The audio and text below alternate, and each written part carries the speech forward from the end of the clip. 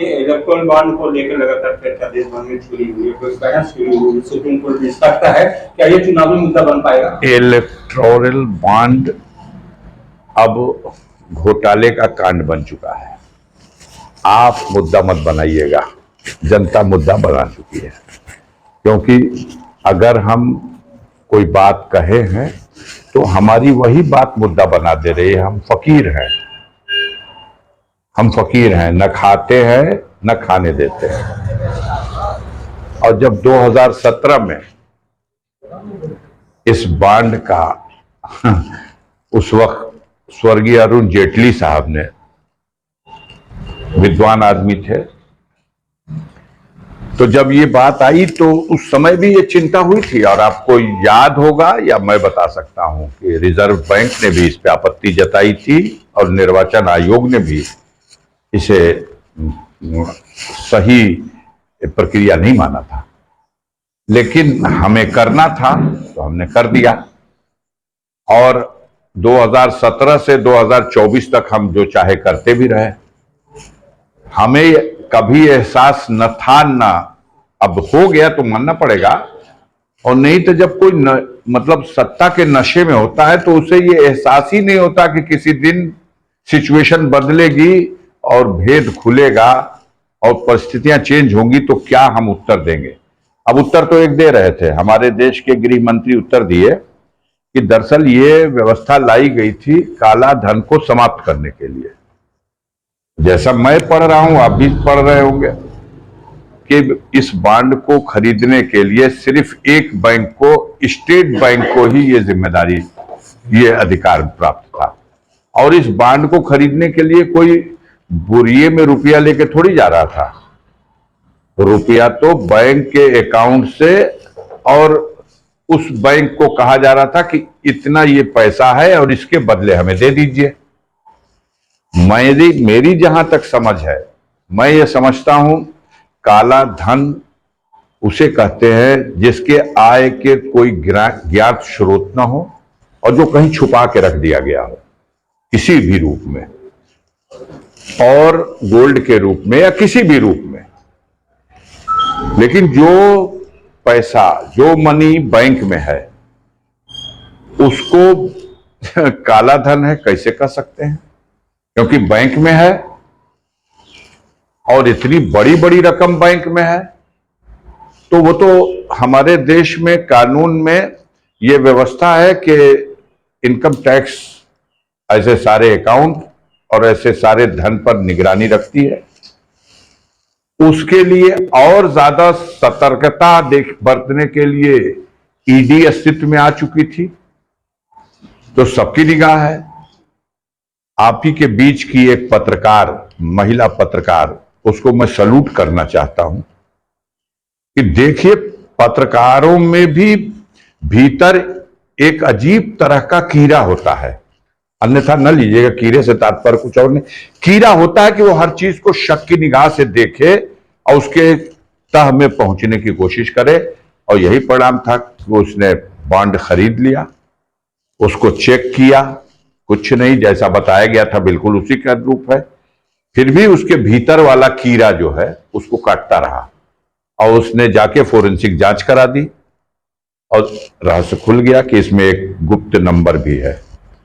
वो देख नहीं सकते आप, उसने प्रयोगशाला में जाके देख लिया।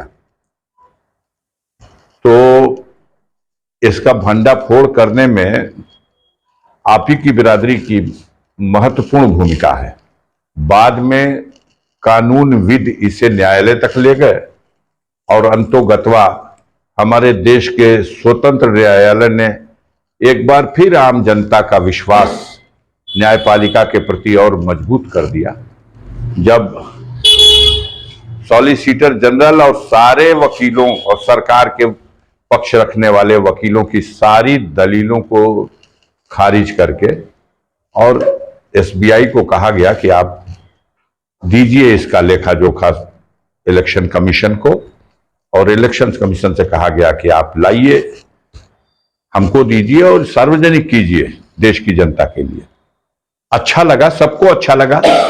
जो भी लोकतंत्र की प्रक्रिया में किसी भी रूप पर एगो प्रधान को भी अच्छा लगा, क्योंकि वो भी फार्म भरता है, तो उससे भी कहा जाता है कि आप अपना हिसाब किताब दो फार्म में शपथ पत्र के साथ। हमसे भी कहा जाता है, लेकिन अभी बड़े बड़े पार्टियों को करोड़ों करोड़ों में चंदा मिल रहा। अरे अभी बात करने की रह गई है। साल भर का मुनाफा 2.5 करोड़ और चंदा दे दिया 50 करोड़। ये बात करने की बात है, खत्म हो जाएगा। अकेले ये मुद्दा सारा भौकाल खत्म कर देगा। जो चाहे जितना कवच बन करके रक्षा कर ले। लोग देख रहे हैं कि पाकिस्तान की कंपनी ने भी चंदा दिया।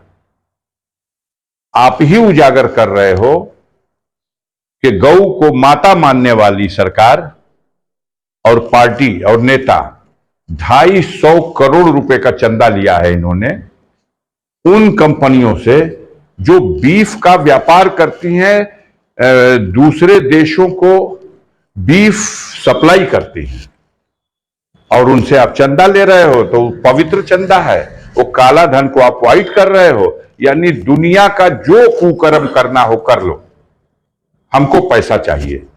ये बांड नहीं है, घोटाले का कांड है, और बेनकाब हो चुके हैं लोग। रोज इनके चेहरे से परत दर परत नकाब हटता जाएगा, और आप देख लीजिएगा आने वाले दिनों में ये जो जितना सर्वे है, ओपिनियन पोल, एग्जिट पोल, कौन कौन जितना पोल है, ये पोल दिखाते रह जाएंगे और जनता पोल अपना कर देगी। अब हमको तो हर समय, हर क्षण, हर तरह के आशंकाओं से ग्रसित हूं। मेरी सुरक्षा भी एक समस्या है। मेरे साथ कोई और षड्यंत्र रचा जा रहा होगा, ये भी आशंका है। और हमें मालूम है कि हम जिन ताकतों के खिलाफ संघर्ष कर रहे हैं, उनको बहुत दर्द है कि सब करने के बाद भी ये पस्त नहीं हुआ। अब कहीं ना कहीं उनको ये भी आभास है कि अगर गाजीपुर की जनता उसके समर्थन में इस बार भी खड़ी हो गई तो बहुत से लोगों को मुंह दिखाना मुश्किल हो जाएगा। इसलिए किसी तरह की कोई भी योजना बन सकती है, षड्यंत्र हो सकता है, लेकिन उस आशंका में मैं टिड्डी थोड़ी हूं कि पैर आसमान की तरफ उठा दूं कि ऊपर से जब आसमान गिरेगा तो मेरा पैर रोक लेगा। जब होगा, जो लिखा होगा वो हो जाएगा, वो टल नहीं सकता। और जो लिखा नहीं है तो वो हो नहीं सकता। साजिश हो सकती है, मारने वालों से बढ़कर होते हैं बचाने वाले।